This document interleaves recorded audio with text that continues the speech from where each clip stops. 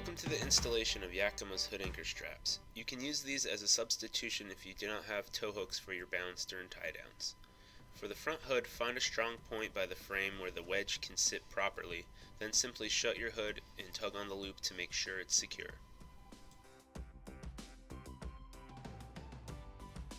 For your rear hatch or trunk, place the wedge in far enough past your plastic trim and close your trunk door. Again, tug on the loop to make sure it's secure.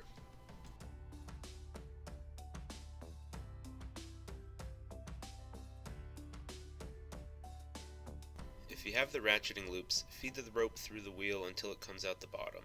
Attach the ratchet loop to a handle on your kayak and take the hook end of your loop and tighten the rope until it's taut, but not too much tension.